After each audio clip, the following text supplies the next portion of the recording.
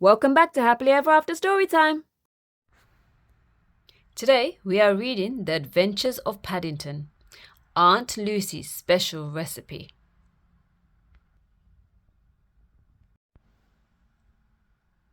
One evening, Paddington and Aunt Lucy were in the treehouse at 32 Windsor Gardens, looking at his scrapbook as the sun was setting. "Well, Aunt Lucy, what a week we've had," remarked Paddington. "You've made a lot of people very happy indeed." "And you ended up in charge of the whole thing," added Aunt Lucy. "It was all very scrumflumptuous," they said, laughing together.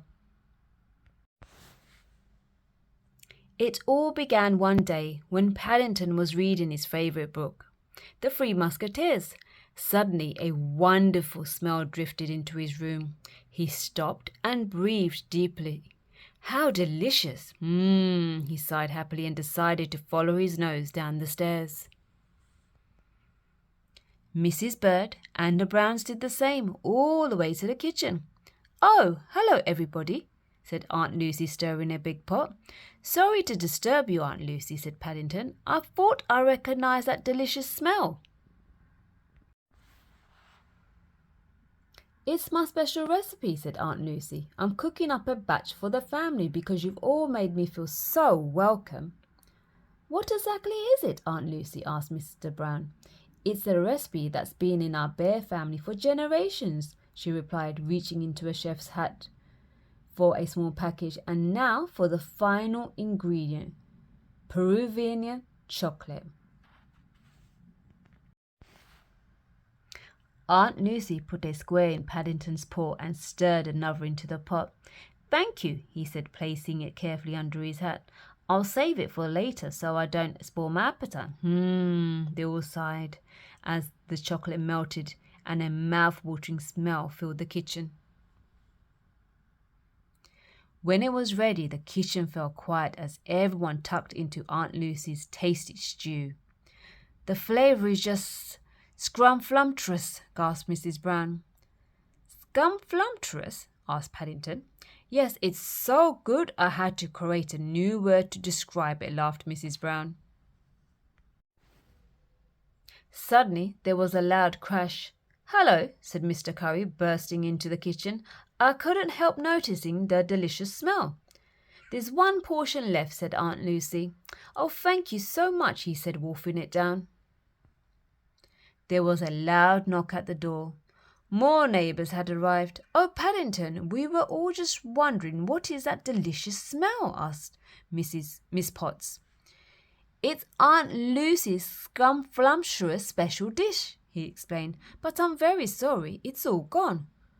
"Oh," they all said sadly, turning away.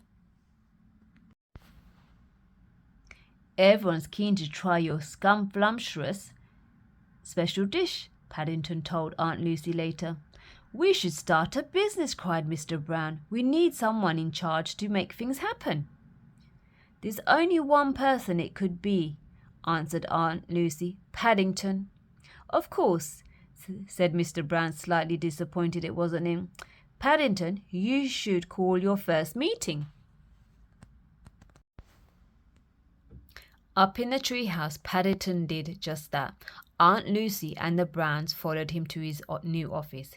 He had a boss desk, a boss fan, a boss's calculator, and 5 pencils.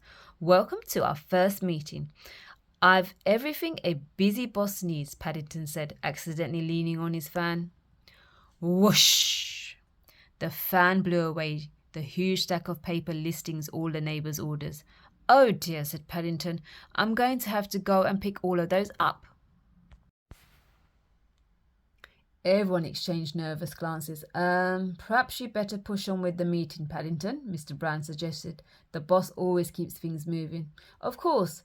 My first job as boss," Paddington announced, "is to give you all jobs to do. It's time to let everyone know we're in business." And so Aunt Lucy cooked lots and lots of her wonderful food. Mrs. Brown designed a logo, approved by Paddington, which went on all the food containers. And then Jonathan and Judy fetched and shopped all the ingredients. Everyone's hard work soon paid off. Once again, the neighbours couldn't resist the delicious smell. A huge queue snaked down Windsor Gardens, but this time there was enough of Aunt Lucy's special dish for everyone. Mr. Curry even came back for seconds and thirds. Aunt Lucy's special recipe was so popular that Paddington's phone was ringing off the hook with orders. He could barely keep up. Aunt Lucy, the Browns, and Mrs. Bird were rushed off their feet, chopping, cooking, boxing, labelling, and delivering from morning to night. 4 more scrumptious dishes for number 13, the bear cub called from the treehouse. But the bustling activity outside had suddenly stopped.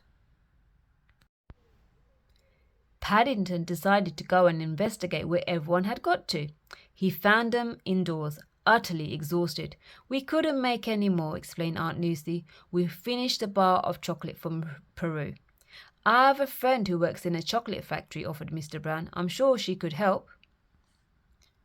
Paddington looked at how tired they all were and made a decision. "I don't think so, Mr. Brown," replied Paddington.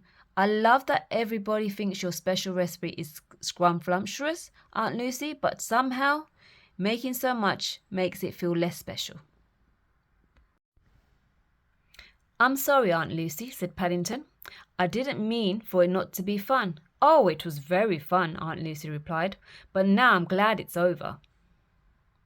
"My last job as boss," said Paddington, "is to tell everyone that we are out of business." "Woohoo!" everyone shouted, feeling very relieved. "It's just a shame there's no chocolate left," remarked Mrs. Brown sadly.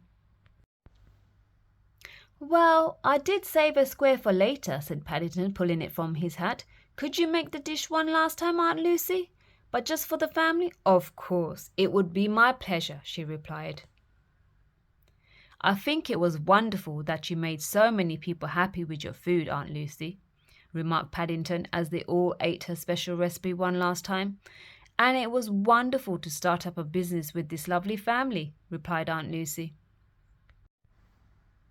"I could never have done it without you," Aunt Lucy said to Paddington, after they finished the last of the special stew and were sticking the business logo into his scrapbook as a reminder. "Thank you, Paddington." The end. Thank you for listening. Please like, subscribe, and share.